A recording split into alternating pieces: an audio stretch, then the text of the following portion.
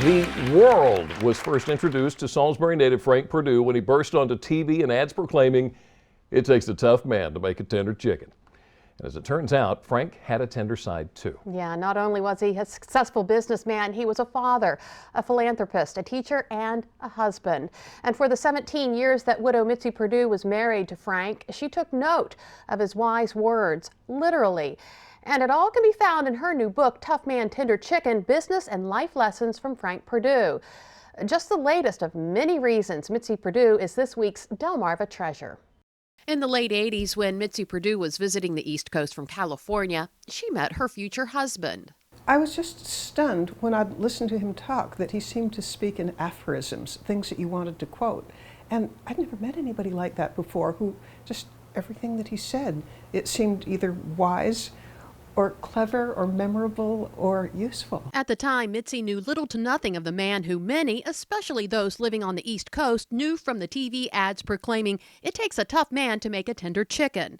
But Mitzi does recall one thing she had heard about Frank. There was a joke that reached even California about Frank Perdue and Oprah Winfrey. And I've got to emphasize 10 times that this didn't happen, but the joke was, Oprah Winfrey said, "Has anybody ever told you you look like a chicken?"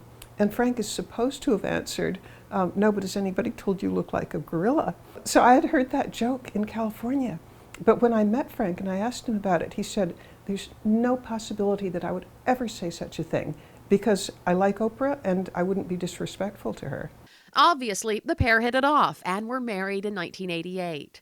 Now, after nearly 10 years following Frank's death, Mitzi has put into words what she learned from him. A man she says was not just successful, but profoundly good. Mitzi says research for the book started within 24 hours of meeting Frank. Being a writer, when you hear somebody who says clever things, it's just almost like an instinct or a reflex to want to remember them. Yeah. So that is why for 17 years in my diary, I've got more stuff than you can imagine. She also interviewed 134 people who knew Frank. She says she learned a lot. Tons and tons that I didn't know. And as for what it was like, I loved it. I loved every second. It was a real honor and privilege to talk with people. For them, they've told me it was like a trip down memory lane, remembering things. And for me, it was for the moment, as if he was back with us. Not all was positive. I thought it was fine to include those because Frank didn't get where he got by being a milquetoast kind of person. He was a strong personality, and he was also a tough personality. But many of the people that I talked with had worked with him for their entire careers, and they liked the toughness. Mm-hmm. So although there was definitely a negative part about, he really was a tough man, people enjoyed, they told me, the challenge of being all that you can be. The story of Frank doesn't read like your typical biography. In fact, it's laid out much like a textbook, giving readers lessons on how to run a successful business while at the same time being successful in life. I think one of the many keys to why Perdue grew to be so successful was that he was good at teaching the people who worked with him, how to be their best. And I thought some of those lessons of learning how to be your best, learning how to work hard, learning to have integrity, learning to study and know everything in the world about whatever it is you need to know about, I thought when you put that all together in a book, it could be helpful. Initially, I thought just to business school students. Mm-hmm. But then from the reactions I've been getting, I've been hearing from housewives that it was inspirational.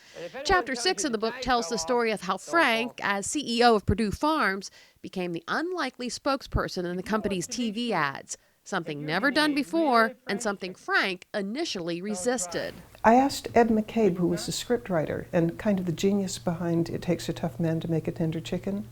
Ed McCabe told me that he knew that Frank was a really shy person, and that in a way it was taking a risk to have a really shy person and ask that person to be on TV.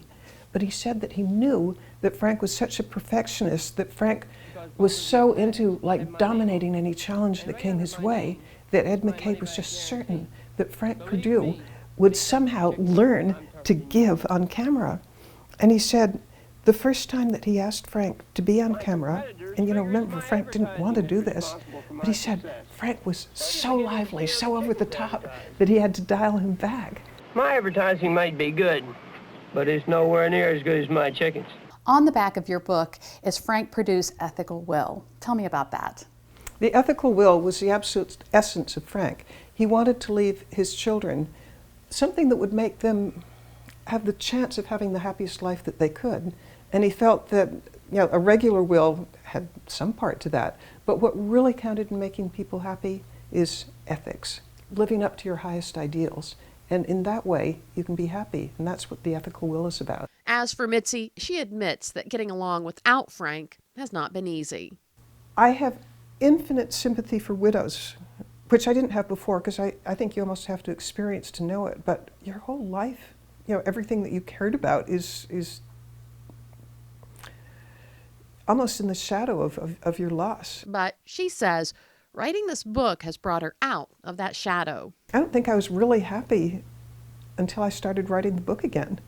And then, the happiest I've been in the 9 3/4 years since he's been gone was working on writing the book. And I've also been very happy talking about the book. So life is good right now. And just to give you an idea about how much Mitzi enjoyed writing the book, her publisher gave her a year to write it. She says she was writing about 15 hours a day, 7 days a week. She finished that book in 4 months. And she says it definitely was therapy. Wow. What a wonderful Fascinating woman. Fascinating man. Yeah. Thank you for that. Yeah. That thank was you. awesome. That's a Delmarva treasure for you. Well, there are so many little treasures all over Delmarva. Up next, we hear about the Treasures of the Sea exhibit in Delaware, how a shipwreck from hundreds of years ago is helping local college students today. Plus, how one local blogger can help you become healthier. Still ahead, we're in the DelmarvaLife kitchen making a quick and easy 5-minute shrimp dish. DelmarvaLife, we'll be back in moments.